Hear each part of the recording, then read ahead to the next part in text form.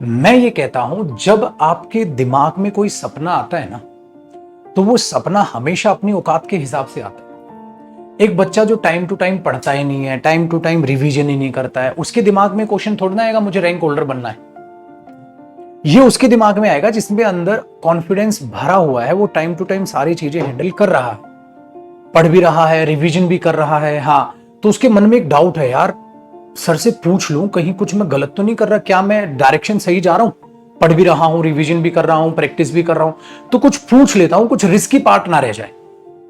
तो वो ये सोच रहा है। बट ये बातें कौन सा बंदा सोचेगा, ये प्लानिंग कौन सा बंदा करेगा जो अभी अपनी तरफ से भी हाथ पैर मार रहा है, अपनी तरफ से भी कोशिश कर रहा है। जो बच्चा कोशिश ही नहीं कर रहा, ना तो वो पेपर निकालने की सोचता है, ना वो रैंक होल्डर बनने की सोचता है। सो जो बच्चे आप में से ये सोचते हैं सर रैंक कैसे लेकर आऊं, तो पहले ये मान के मैं चल रहा हूं कि आप मेहनत कर रहे हो।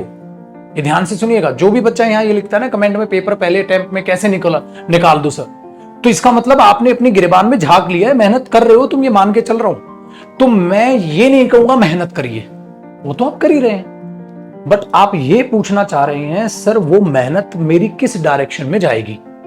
मुझे सीजीएल में लाना है रैंक 1, तो किस डायरेक्शन में मेरी मेहनत जाएगी।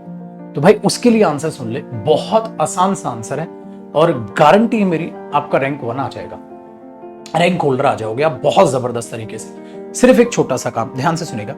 आज के इस कंपटीशन के लेवल पर ना, सबसे पहले तो टीचर्स ही इतनी मेहनत कर रहे हैं, चाहे कोई भी टीचर हुआ जिसका भी आपने नाम सुना है कि फला फला जो टीचर है वो अच्छा पढ़ाते हैं, तो टीचर्स के बीच ही आज के टाइम में इतना कंपटीशन है कि सबसे पहले तो टीचर्स को ही अपना रैंक लेके आना है। मतलब हर टीचर ये सोच रहा है, जैसे मैं इंग्लिश पढ़ा रहा हूं तो मैं ऐसी पढ़ाऊं कि बच्चा खुश हो जाए, मेरी तारीफें करे भाई साहब कि सर जो आपने पढ़ाया पेपर में आया, मजा आ गया। फिर हमारे सारे साथी इंग्लिश के जो टीचर्स हैं, जो इंग्लिश को पढ़ा रहे हैं, वो भी ये कोशिश कर रहे हैं। तो मतलब हमारे बीच देखो कितना पॉजिटिव कंपटीशन हो गया। मैं कोशिश कर रहा हूं मैं अपने बच्चों को दी बेस्ट पढ़ा दूं, वो भी कोशिश कर रहे हैं मैं अपने बच्चों को दी बेस्ट पढ़ा दूं। तो सबसे पहले तो लड़ाइयां कहें, लड़ाई नेगेटिव वर्ड होगा, मतलब ये कहें पॉजिटिव एक माहौल क्रिएट हो गया टीचर्स के बीच में। चलो भाइयों मेहनत करते हैं अपने अपने बच्चों पर, रैंक होल्डर बनाते हैं। तो आपका एक काम आसान हो गया कि आपकी रैंक दिलाने के लिए टीचर्स ही सबसे ग्राउंड लेवल पे पहले मेहनत कर रहे हैं। तो आपका काम टीचर्स ने आसान कर दिया, not even in English, maths में भी। मैथ्स में भी सारे टीचर्स सोच रहे हैं मैं भी अच्छे अच्छे क्वेश्चन कराऊं, वो भी सोच रहे हैं मैं भी अच्छे अच्छे क्वेश्चंस कराऊं, वो भी सोच रहे हैं मैं भी अच्छे अच्छे क्वेश्चंस कराऊं। तो आपके टीचर्स जब तक मेहनत करेंगे तो वो अच्छा अच्छा कंटेंट आपके लिए क्रिएट करेंगे, बढ़िया बढ़िया क्वेश्चंस आपके लिए लाएंगे, अच्छे अच्छे क्वेश्चंस आपको करवाएंगे, अच्छी अच्छी प्रैक्टिस कराएंगे, ज्यादा से ज्यादा प्रैक्टिस कराएंगे, ज्यादा से ज्यादा पढ़ाएंगे। कहीं इंग्लिश का सिलेबस 2 महीने में खत्म होता था, फिर 3 में हुआ, 4 में हुआ, अब 6-6, 7-7 महीने लगाने लग रहे हैं। ऐसे ही मैथ्स में आप समय देख रहे हो। तो आपके रैंक लाने से पहले तो टीचर्स के बीच में आ गया एक positive competition. Positive competition, negative word शब्द कभी यूज मत करिएगा बेटा, ना टीचर्स के लिए ना आपके लिए। एक पॉजिटिव माहौल में हम लोग रह रहे हैं और हम सब मेहनत कर रहे हैं अपने बच्चों पर। तो आपका काम आसान हुआ। इसका मतलब जो भी आपका टीचर आपको पढ़ा रहा है बेटा, सबसे पहले नमन करते हुए उनके कदमों पर चलिए और जो जो उन्होंने कराया है वो सारा रिवाइज कीजिए, सारी class time to time attend कीजिए, अपने लेवल के हिसाब से स्पीड रखिए। एक नॉर्मल स्पीड पे आपको बातें समझ आ रही हैं, एक नॉर्मल स्पीड पे बातें समझिए। आपको लग रहा है कि मैं थोड़ा सा स्पीड बढ़ा देता हूं क्योंकि ऑनलाइन का जमाना, आप स्पीड बढ़ा के देखिए। टीचर को अपने हिसाब से एडजस्ट मत कीजिए, टीचर की वीडियो को अपने हिसाब से एडजस्ट कीजिए पहले तो, ठीक है। क्योंकि कई टीचर क्या होते हैं ना, स्लो पढ़ाते हैं, पढ़ाते दी बेस्ट है, क्योंकि वो इसलिए स्लो पढ़ा रहे हैं, उनको पता है कि हर लेवल के स्टूडेंट को मुझे टैकल करना है। जिसका वीक सेक्शन है, जिसका स्ट्रॉन्ग सेक्शन है, दोनों को एक साथ लेकर चले।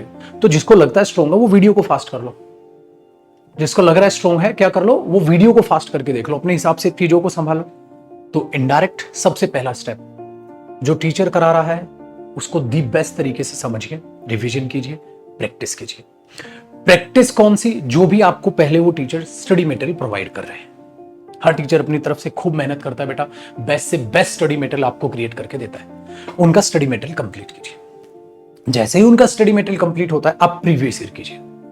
प्रीवियस ईयर से आपको प्रीवियस ईयर समझ के करना है। कई बच्चों को मैं देखता हूं मैथ में प्रीवियस ईयर का रट्टा मार लेते हैं, अरे वो वाला क्वेश्चन उसका तो ये आंसर है, सी ऑप्शन है भाई साहब, उसका तो सी ऑप्शन है भाई साहब, पता है मेरे को, क्वेश्चन याद है, उसको कॉन्सेप्ट क्लियर नहीं है।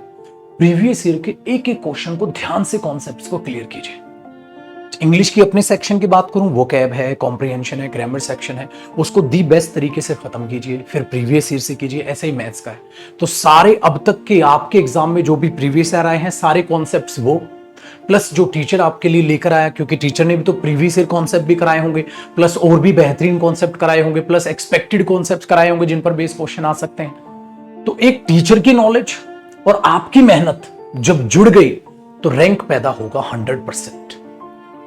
इसके अलावा मेरे दोस्त, रत्ती भर भी आपको कुछ नहीं करना, क्योंकि जितना भी मैंने बताया इतना करना भी बहुत मुश्किल है अगर आप टेक्निकली सोचेंगे तो। इतना करना भी मुश्किल है अगर आप टेक्निकली सोचेंगे। सुनने में बड़ा आसान लग रहा है, अच्छा टीचर ने कराया, रिवाइज कर लूंगा, प्रैक्टिस कर लूंगा, हाँ फिर प्रीवियस ईयर कर लूंगा। बेटा प्रीवियस ईयर जब आप करेंगे ना, उस प्रैक्टिस में समझना है प्रीवियस ईयर को, मेहनत लगेगी। मतलब टीचर प्लस आप, यानी कि सेल्फ स्टडी अगर मिल गई तो बेस्ट रिजल्ट आपके पास आने वाला। लिख के ले लो मेरे दोस्त, आप 100% रैंक होल्डर बने। जिस स्टूडेंट का भी रैंक आता है, मेरी यकीन मानिएगा, टीचर के बलबूते पर वो रैंक नहीं है, वो टीचर प्लस उस स्टूडेंट की वो सेल्फ स्टडी जुड़ी है। उसने अपने टीचर का कहा माना, एकदम अपने टीचर का आईना बन गया। सर जो आपने कहा मैंने किया, और मैंने प्रीवियस ईयर को समझ के किया, प्रैक्टिस की ध्यान से। आगे जी, आगे आपका रैंक। सुनने में आसान है, करने में मुश्किल है। अब इसमें से कौन बच्चे आ जाते हैं जो सिर्फ जितना टीचर ने कराया सिर्फ उतना ही करते हैं, उनके पेपर निकल जाते हैं, वो रैंक होल्डर नहीं बन पाते। क्योंकि रैंक होल्डर बनने के लिए आपकी सेल्फ स्टडी जुड़नी बहुत जरूरी है। समझ रहे हो सर? रैंक होल्डर के लिए आपकी सेल्फ स्टडी जुड़नी बहुत ज्यादा जरूरी है। वो कहते हैं ना, बैट्समैन को कोई कोच कितना ही कुछ सिखा दे, लेकिन उस बैट्समैन के पास एक उसका ऐसा शॉट होगा, एक ऐसा शॉट वो खेलता होगा जो कोई बैट्समैन नहीं खेलता। जैसे हेलीकॉप्टर शॉट धोनी ने बनाया ना, तो टेक्निकल देखो तो धोनी तो रैंक होल्डर हो गए सर, तो धोनी सर तो रैंक होल्डर हो गए। क्यों? क्योंकि उनके पास एक वो शॉट था जो किसी के पास नहीं था।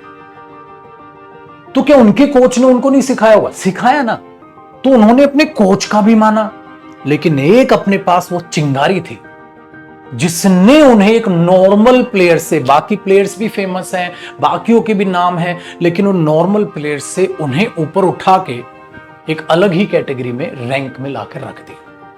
सो मैं या कोई भी टीचर खूब मेहनत करके सभी स्टूडेंट्स को पढ़ा रहे हैं, सब स्टूडेंट पढ़ भी रहे हैं, बट आप में से किसी एक के पास वो शॉट है जो यॉर्कर पे भी छक्का मारेगा। और वो शॉट क्या है? आपका सेल्फ स्टडी। आप सेल्फ स्टडी किस वे से करते हैं? क्वेश्चंस को समझिए। ये मत सोचिए कि मैंने इतनी देर में इतने क्वेश्चन सॉल्व कर दिए। इतनी देर में सीखा क्या? एग्जैक्टली आपने अपने नॉलेज में इंप्रूवमेंट क्या किया? प्रीवियस ईयर सॉल्व किया या प्रीवियस ईयर समझा? समझ आया? So please follow the teachers, क्योंकि उन टीचर्स ने बहुत मेहनत की है मेरे दोस्त। आप ध्यान से सुनिए, किसी भी टीचर का जिसका आपने नाम सुना है, अरे वो एक दिन में उनका नाम नहीं बना होगा भाई, सालों लग गए होंगे उनको मेहनत करने में। तब जाके आपके कानों में, गांव में, एक छोटे से गांव में एक टीचर का आप नाम सुन रहे हो। बहुत मेहनत की होगी। एक गांव में नाम करने में सालों लग जाते हैं, यहां तो ऑल ओवर इंडिया उन्होंने अपना नाम किया है। जो कई बार बच्चा क्या कर रहा होता, उन्हीं की नहीं मान रहा होता, सिर्फ अपने ही हाँकता है, वो भी रैंक नहीं लाएगा। सिर्फ टीचर की ही हाके, वो भी रैंक नहीं लाएगा। सो जब तक टीचर और स्टूडेंट की मेहनत नहीं जुड़ेगी, सर रिजल्ट नहीं आएगा। इन शॉर्ट, बाकी बिल्कुल टेंशन फ्री रहो, और जितना मैंने बोला इतना करना भी मुश्किल है, आसान नहीं है। मुश्किल है, हर कोई ये नहीं कर पाता।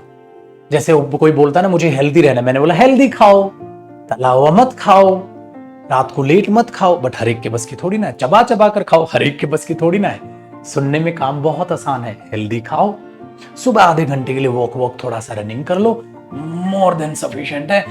मस्त हेल्दी रहो, सुनने में आसान है लेकिन करने में मुश्किल है, क्योंकि जब भटूरे बन रहे होते हैं थप थप की आवाज आती है और वो भाई साहब क्या कहते हैं, अनियन यानी कि प्याज रखता है, प्याज के ऊपर हरी चटनी और नींबू निचोड़ता है, ओहो हो गर्मा गर्म छोले डालता है, वो भटूरा यूं फूला फूला सा रखता है, वहां हम पिघल जाते हैं।